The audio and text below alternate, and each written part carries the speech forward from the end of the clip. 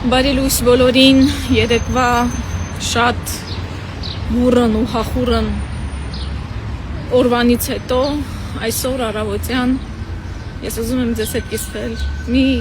հետաքրքիր խոսակցությամբ, որ տեղի ունեցել ինձ հետ երեկ։ Ուրեմն մի վրացու հետ էի շփվում, ով որ սենց նստած շատ տխուր ու զարմացած, ապշած ասում էր, ես ուղղակի ապշում եմ, ինչպես կարող եմ մեկ ազգի ներկայացուցիչը ատել այդքան նույն ազգի ներկայացուցիչը, ինչպես հայը կարող է այդքան ատելություն տածել մեկ այլ հայի նկատմամբ։ Ու մասնավորապես իհարկե խոսում էր արցախցիների նկատմամբ այս ատելության պերեդոզի մասին։ Իհարկե ես նշեցի, որ ձուկը գլխից է պտում և սա իշխանական քարոզչության կարևորագույն, ասենք, լծակներից է պառակտել, որպեսզի իշխանությունը պահի, բայց միևնույն ժամանակ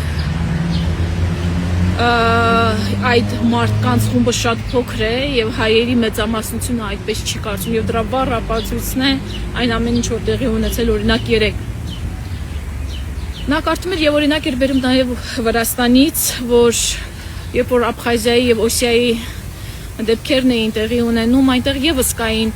շատ Թիֆլիսում, շատ փոքրաթիվ թվով մարդիկ, ովքեր որ որոշակի բացասական զգացմունքներ էին տածում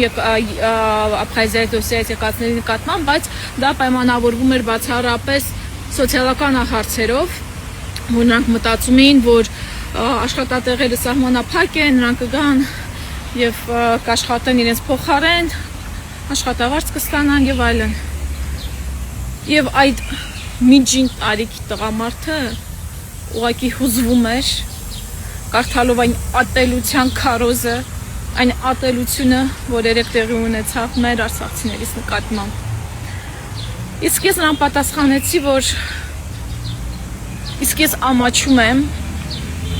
որ դուք դա հիմա կարդում եք և իրապես այս ստորացված վիճակի վերջ պիտի տրվի, դուք, մենք արժանի ենք շատ ավելի լավ ղեկավարի և դրա համար քո ձայնը ուժեղ է, ուժեղ Հայաստան կառուցելու համար մենք կարիք ունենք քո ուժեղ ձայնի։ Հունիսի 7-ին գնում ենք ընտրության և քվեարկում հանուն փոփոխությունների։